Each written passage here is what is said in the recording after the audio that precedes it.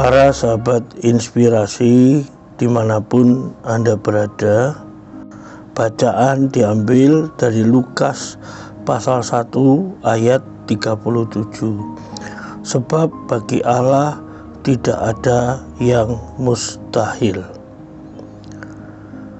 Para sahabat inspirasi, perbuatan apakah yang sedang dikerjakan Allah yang termasuk hal-hal yang mustahil dalam peristiwa Natal atau dalam peristiwa kelahiran Tuhan Yesus Kristus?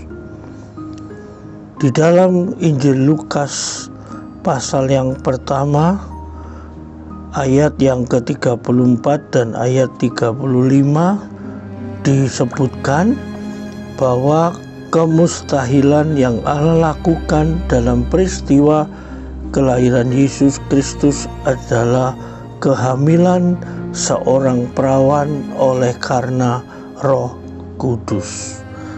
Lukas 1 ayat 34 sampai 35 bertulis demikian. Kata Maria kepada malaikat itu, "Bagaimana hal itu mungkin terjadi? Karena aku belum bersuami." Jawab malaikat itu kepadanya, "Roh Kudus akan turun atasmu dan kuasa Allah yang maha tinggi akan menaungi engkau. Sebab itu anak yang akan kau lahirkan itu akan disebut kudus, anak Allah." Inilah satu-satunya proses kehamilan seorang wanita yang tanpa sentuhan dan campur tangan seorang laki-laki. Seorang wanita yang masih perawan bisa hamil karena mengandung bayi yang benihnya berasal dari Roh Kudus.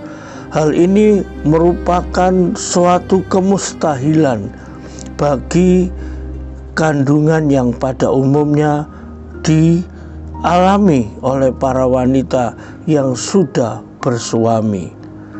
Bayi Yesus adalah satu-satunya bayi yang dikandung bukan karena campur tangan manusia, tetapi bayi yang dikandung karena Roh Kudus.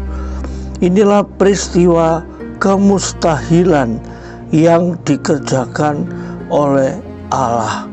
Maria mengandung karena Roh Kudus yang turun dalam hidupnya, sesuatu yang di luar alam pikiran manusia.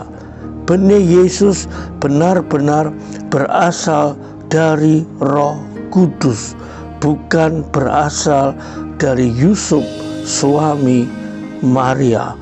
Allah melakukan hal-hal yang mustahil dalam hidup Maria, seorang perawan yang sedang bertunangan dengan Yusuf. Inilah kemustahilan yang dilakukan oleh Allah dalam peristiwa kelahiran Yesus.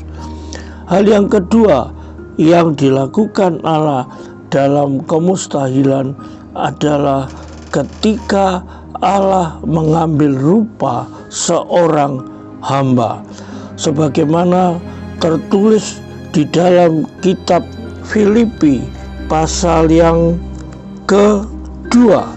Kitab Filipi pasal yang kedua ayat yang ke-5 sampai dengan yang ke-7 yang berkata demikian.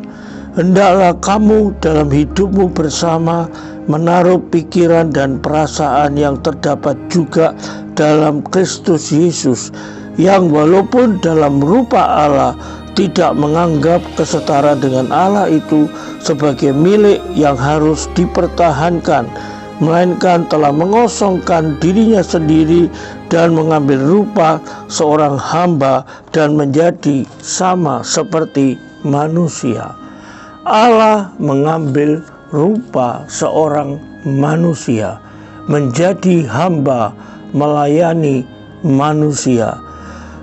Kemuliaannya diselubungi sedemikian rupa dan kepada kemuliaannya yang diselubungi Allah menambahkan sifat manusia.